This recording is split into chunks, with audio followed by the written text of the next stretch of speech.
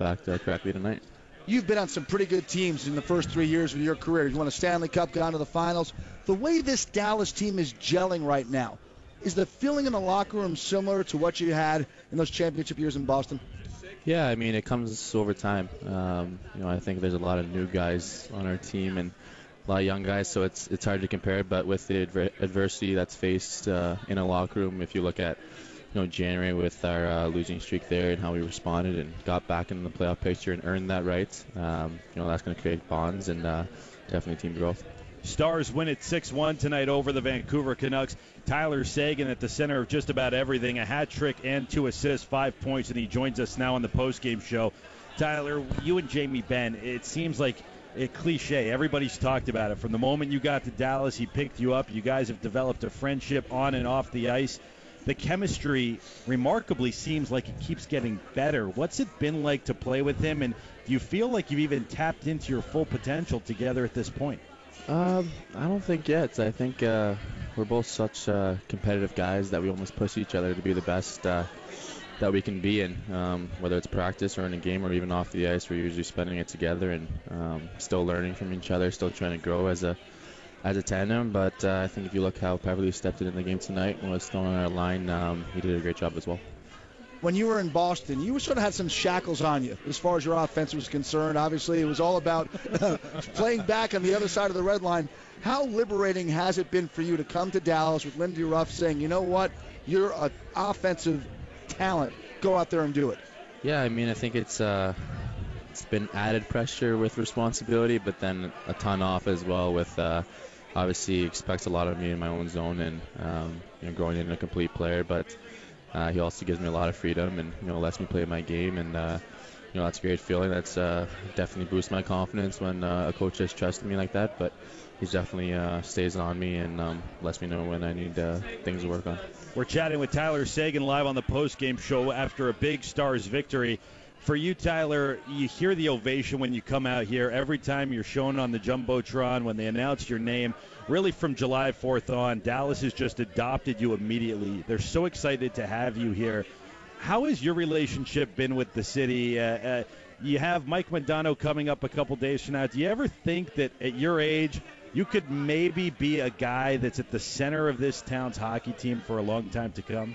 I hope so. That's the dream. That's the goal. I think from when I stepped in here day one, the fans have been very supportive, and it's definitely a different market than where I came from in Boston with the historic, just city there with the hockey. But I've seen this city grow and start loving the game a little bit more, and keep meeting people that have gone to their first hockey games, and even get recognized a little bit more now than when I first came here. And it's exciting times. It's exciting to see everyone come out and support us, and we're going to see what we can do here down the stretch.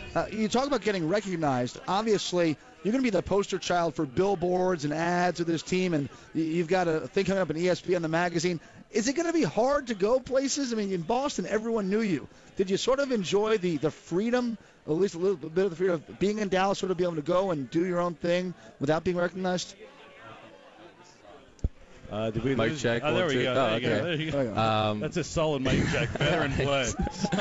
I don't know. I think it'll take a very long time to get how things were in Boston. You couldn't really drive around in your car without someone videotaping you.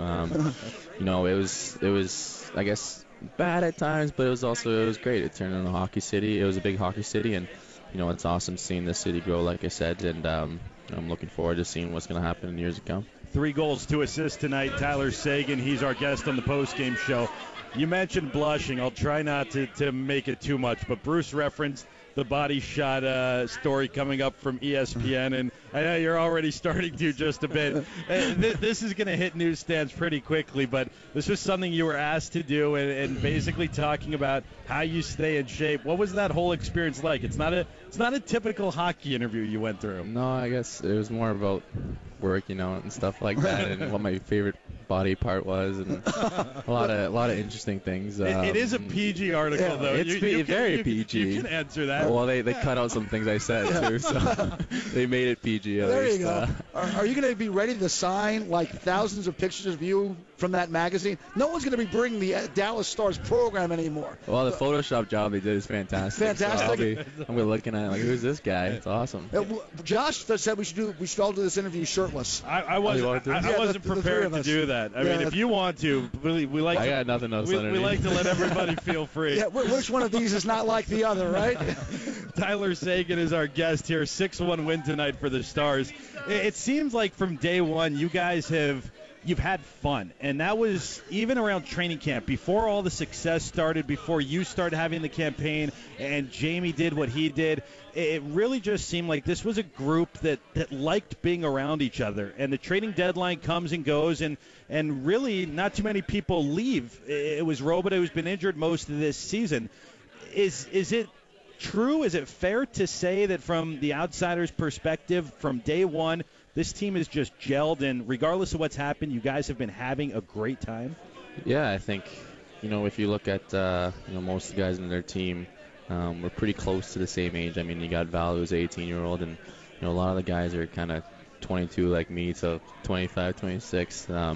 I think if you're looking to build a successful hockey team, I know Jim's mentioned a few times that the core guys have to be, around the same age, and everyone does love the game. And I think you also need to have that veteran establishment like we have with guys like Gonch, Corks, Wiz, Colsey, and it's just a good mix right now. Our locker room is very good, and the guys enjoy winning, and definitely hate to lose. You talk about your relationship with Jamie Benn. Now, with Jamie, of course, comes Jordy Benn. Do the Benn brothers team up on you? Do you ever get like one of them to side with you against the other, or are they just completely blood thicker than water? At first, they kind of teamed up on me, but now Jordy's got a girlfriend, so me and Jamie are all over him all the time. Yeah. And, no more wingman? No. Well, Jamie's my wingman, but Jordy. You only need one wingman. So. Tyler Seguin is our guest here. You were at the center of one of the clips that have gone viral. The I am Val Nichushkin over the holidays. He's learning English. You were there kind of prompting him what to say. You mentioned him, and he's been on your line for most of the season. How fun has that been to have a guy, you were always the young guy, have a guy younger than you and sort of show him the ropes of what it's like to be a rookie in this league? It's awesome because I've been waiting to call someone the kid for so long. I haven't called it for years. But he's a player that's definitely growing up in front of my eyes, and he's got a lot of work to do, but I can't wait to see what type of player he is. I mean, he's got just unbelievable talent and strength, and I still kid with him all the time. I feel like he's 22, 24, not really 18. So there's only bright things to come with Val. Do you ever dream about the fact that you're 21, Val's 18, 22? Oh, I'm sorry, did I miss your birthday? Yeah, it just happened. Oh, I'm sorry, I apologize. Thanks for caring. I should have sent you something. He doesn't call, he doesn't write. Don't send flowers. Right. That's what happens. Well, that's what happens when you grow apart. It happens. But you're 22. I'll rephrase that. Jamie's 24. Val's 18. Do you ever think about the possibilities of the three of you together 2 or 3 years down the road when everyone's matured and become in their prime? I guess that's a question for Jim. I don't know what his game plan is. But no, I mean, I think, I'm not sure. That was a nice comment. I'm not sure what the exact prime age is. I feel like I still got ways to go till I'm in my prime of my career. And, Jamie seems to be improving unbelievable amount, from day one. And, Val's, he's got like a Malkin kind of spark in him, I think he's still adapting to the game. And, he knows a little bit of English, but I think after a summer of, going to school with it, he told me that he was got a tutor or something like that. So that's only going to help him as well. Stars 6, Canucks 1, the final score. Tyler Seguin, another 5-point night, had a hat trick and 2 assists to go along with it. So I don't face-offs, though. You've got, that's all right. I think if you get 5 points, it's a trade-off most people will take. Come on, don't be dark. Don't be dark clouding us here. Always your hardest critic. Improvement.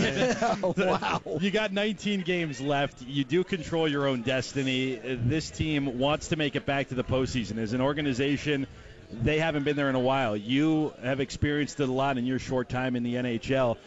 What has to happen over the final 19 games to get this team, and do you believe confidently that you guys will be able to pull it off?